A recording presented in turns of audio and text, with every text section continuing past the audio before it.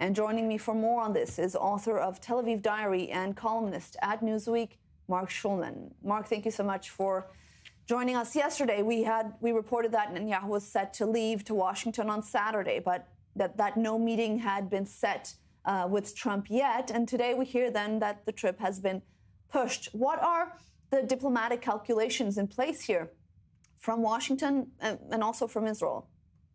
Look, I think it's a good thing it's been pushed. I think it was a terrible idea for Netanyahu to go to Washington at the moment.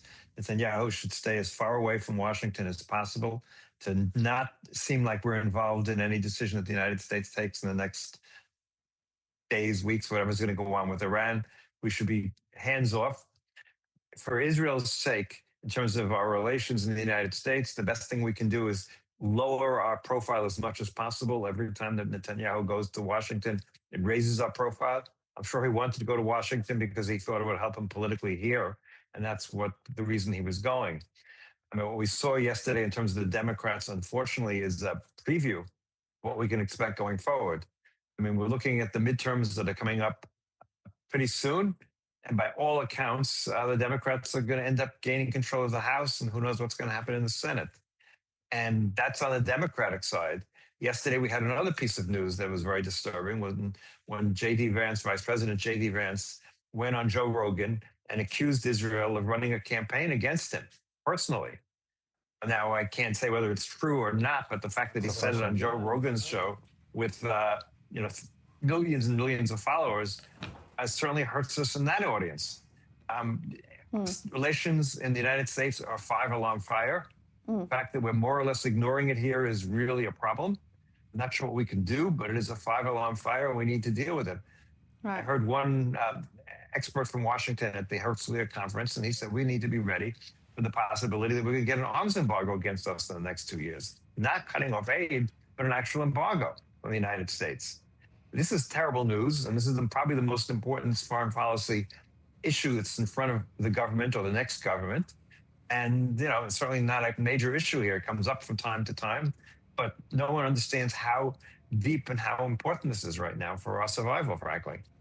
And the situation between the U.S. and Israel, of course, the relationship goes beyond Trump and Netanyahu. But if we look at this upcoming meeting that we haven't had it confirmed yet, but it is supposed to happen, it is expected to happen. How important is it for Netanyahu, but also how risky is it for Donald Trump? I think it's more risky for Netanyahu, frankly. For Trump, his opinion polls are not going to change very much. But I think for Netanyahu, he has a real problem because Trump reportedly told him the other day that he wants all Israeli troops out of Lebanon and Syria.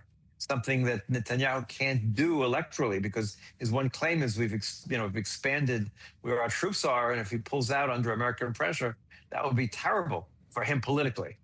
And so I think it's a greater risk for Netanyahu. Netanyahu is convinced of his abilities to convince President Trump, as oracle skrills, as we know.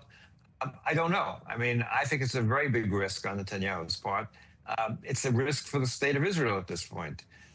Again, everything needs to be done with an understanding of where we stand right now in American public opinion. As your viewers will remember, like just 2 weeks ago, a week ago, the Pew poll came out that showed that more Americans support the Palestinians than support us, the first time ever in history. Our situation is dire, medium term. Short term, we still have Donald Trump in the White House, and for whatever reasons, he loves us, to a point, obviously. But he doesn't necessarily agree with all of our policies. And so we really need to be focused, laser focused on this relationship, and not the relationship between President Trump and Prime Minister Netanyahu. Leaving aside whether Prime Minister Netanyahu will still be Prime Minister in 4 months, President Trump will be president only for another 2 years, and he's soon be entering what's considered the lame duck period of his presidency. His power will be going down, and we need to understand that. And we need to plan for the day after. We need to be acting for the day after. And like I said, it's an emergency right now. That vote yesterday with 100 Democrats voting to end all aid to Israel. 3 years ago, maybe 2 or 3 people would have voted for it. Just the people, just the far left people would have voted for Israel, the squad. And now 100 Democrats voted for that. And it wasn't, it's a terrible vote.